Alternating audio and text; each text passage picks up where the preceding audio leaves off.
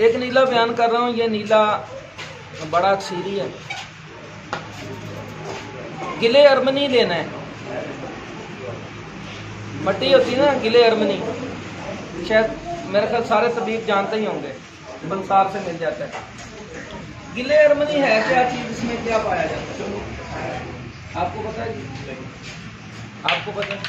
किसी को पता हो कि गिले अरमनी जो होती है उसमें क्या चीज होती है, किस चीज का आंसर पाया जाता है? जिंक। गिले अरमनी जिंक नहीं, गिले अरमनी के अंदर डायमंड होता है। डायमंड, माशाल्लाह माशाल्लाह। गिले अरमनी के अंदर हीरा होता है जो कैमनहार जाली और गवासी होता है। अच्छा, अल्लाह ने पहले ही गवासी करके डाला हुआ है। गिले अरमनी ऐसी चीज है। गिले अरमनी ले लें जी,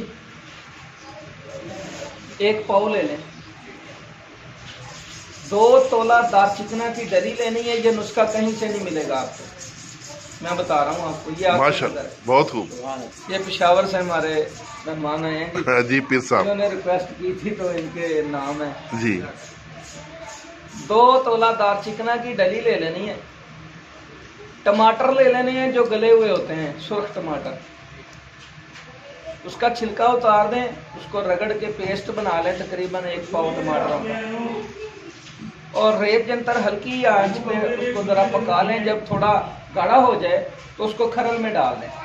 फिर खरल करते जाएं, इतना खरल करें कि उसकी गोली बनने के करीब हो जाए, और इतना सूख जाए टमाटर कि गोली बनने के करीब हो जाए। जब वो गोली बनने के करीब हो जाए, हाथ से गोली बनाने से हाथ के साथ वो ना चिपके, उस वक्त वो टमाटर 1 तोला लेना है, 2 तोला दारचिकना के ऊपर लेप कर देना। फिर उसको धूप में रख के खुश्क करना है। खुश्क होने के बाद उसका वजन करें कि 3 तोला हो गया। अगर कम है तो और पेस्ट लगाएं ऊपर। खुश्क होने के बाद 3 तोला वजन का होना ज़रूरी है। 2 तोले दारचिकने पे 1 तोला टमाटर का पेस्ट आना चाहिए।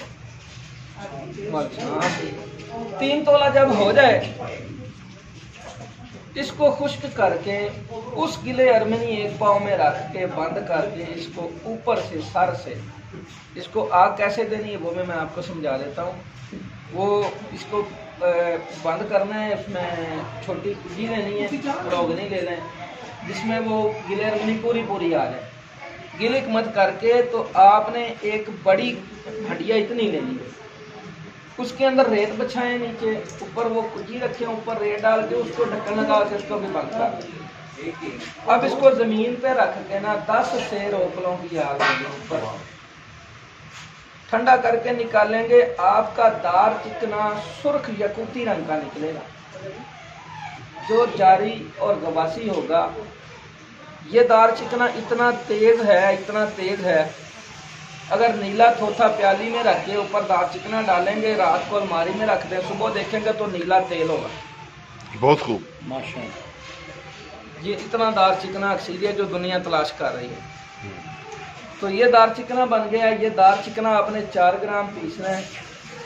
उसी टमाटर के पेस्ट के साथ थोड़ा सा खरल करके 1 तोला नीला की डली पे चढ़ा दें, और उसी 1 पाव गिले अरमनी में रख के 2 से रोकलों की बड़के की आग दें। वो आपका नीला दुनिया का बेहतरीन सफ़ेद बागरंट और गिला श्रृंगार होगा जो आपको दरकार है।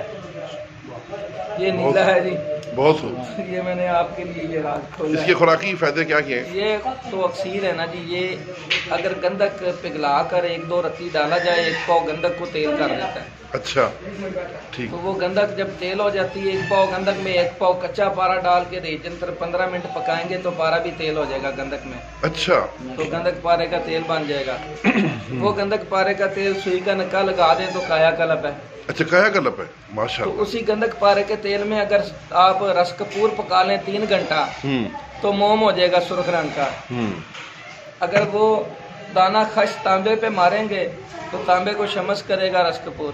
वाह वाह। अगर दाना खश वो मक्खन दूध के साथ कैंसर ब्लड कैंसर पे देंगे, 3 खुराकों पे वो कैंसर ब्लड कैंसर खत्म करेगा। बहुत। अगर वही रस कपूर 1 तोला सोना ग्लास 1 ग्राम डालेंगे तो सोने को तेल कर देगा। बहुत खूब, तो फिर उसके आगे बहुत सारे आगे चलेंगे, फिर बात लंबी हो जाएगी। बहुत खूब, तो नीले तक बात थी जो मैंने बताई है। बड़ा जबरदस्त जी, बता दें। क्या बात है जी।